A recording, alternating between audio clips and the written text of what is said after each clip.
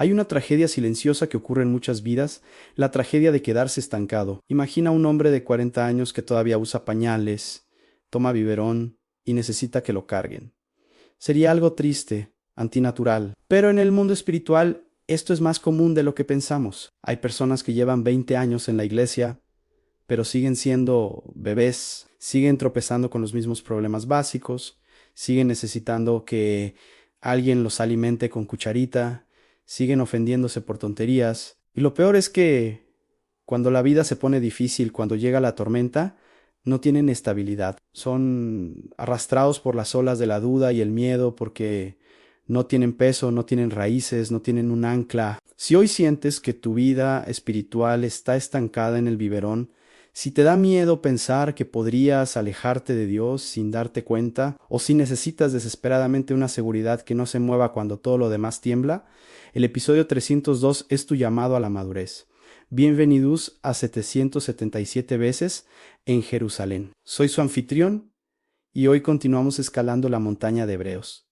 En el episodio anterior entramos al reposo. Hoy el autor nos va a dar una sacudida amorosa. Nos va a decir que ya es hora de dejar la leche y comer carne. Nos presentará un personaje misterioso llamado Melquisedec y nos regalará la imagen más segura de toda la Biblia para los tiempos de ansiedad, el ancla del alma. El capítulo 5 comienza hablando de los sacerdotes. Para ser sacerdote tenías que ser humano tomado de entre los hombres para poder entender la debilidad y tenías que ser llamado por Dios como Aarón a Jesús cumple ambos. Él lloró bien 7, sufrió y aprendió obediencia y fue nombrado por Dios en tú eres sacerdote para siempre, según el orden de Melquisedec. Aquí el autor quiere explicarnos un misterio profundo sobre este Melquisedec.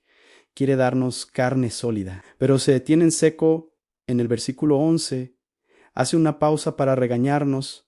Acerca de esto tenemos mucho que decir y difícil de explicar, por cuanto os habéis hecho tardos para oír.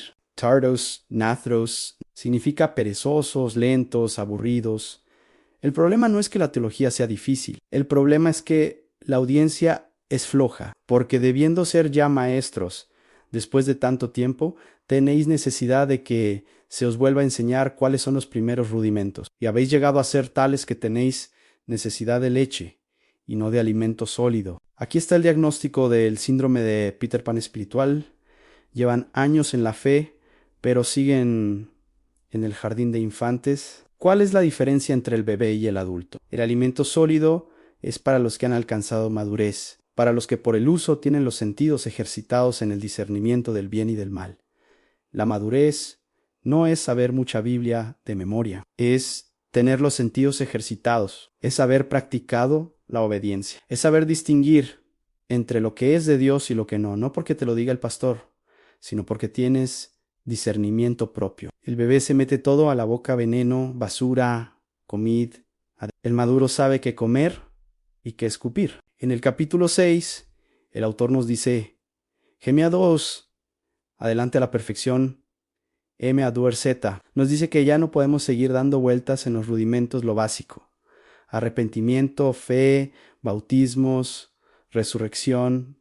Esas son las bases, los cimientos. Pero no puedes vivir poniendo cimientos toda la vida. Tienes que construir la casa. Y entonces, en los versículos 4 al 6, nos encontramos con uno de los pasajes más aterradores de la Biblia. Es la advertencia contra la apostasía, porque es imposible que los que una vez fueron iluminados y gustaron del don celestial y recayeron, sean otra vez renovados para arrepentimiento. ¿Qué significa esto? ¿Puede un cristiano perder su salvación si peca? Hay mucho debate, pero el contexto es claro. No está hablando de alguien que tropieza y cae, se homo Pedro. Está hablando de alguien que decide, con pleno conocimiento, rechazar a Jesús y volver atrás a el judaísmo o al mundo. El texto dice que estas personas crucifican de nuevo para sí mismos al Hijo de Dios y le exponen a vituperio. Es decir, se ponen del lado de los que gritaron crucifícale. El autogisi, si ya probaste a Jesús, si ya viste la luz, y decides que no lo quieres. No hay otro plan B, no hay otro sacrificio. Si rechazas el único remedio que existe, tu enfermedad es incurable. Es una advertencia para sacudirnos la pereza. No juegues con esto. La fe es vida o muerte. Usa la ilustración de la tierra 100,7-8 a la tierra que bebe la lluvia y produce hierba. Recibe bendición. La tierra que bebe la misma lluvia pero produce espinos y abrojos es reprobada y está cerca de la maldición. La pregunta hoy es, ¿qué estás produciendo con la lluvia de gracia que cae sobre ti? Pero el autor, como un buen pastor, cambia el tono inmediatamente en el versículo 9. Pero en cuanto a vosotros, oh amados, estamos persuadidos de cosas mejores y que pertenecen a la salvación. Les dice, les advertí fuerte para despertarlos, pero creo que ustedes son tierra buena. He visto su trabajo de amor y a partir del versículo 13 nos lleva de la advertencia al consuelo más sólido que existe. Nos habla de la certeza, cómo podemos estar seguros de que vamos a llegar al final. ¿Cómo sé que Dios no me va a soltar? La respuesta no está en tu fuerza, sino en la de Dios. El autor nos recuerda a Abraham, cuando Dios le prometió bendecirlo, como no podía jurar por otro mayo ere, juró por sí mismo. Aquí está la doctrina de las dos cosas inmutables.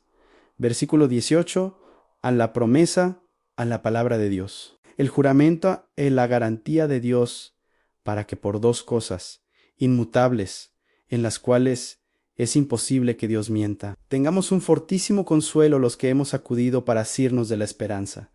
Dios empeñó su propia existencia en tu salvación. Dijo en sí, no cumplo mi promesa contigo, dejo de ser Dios. Es imposible que Dios mienta. Por lo tanto, es imposible que su plan para ti falle si te agarras de él.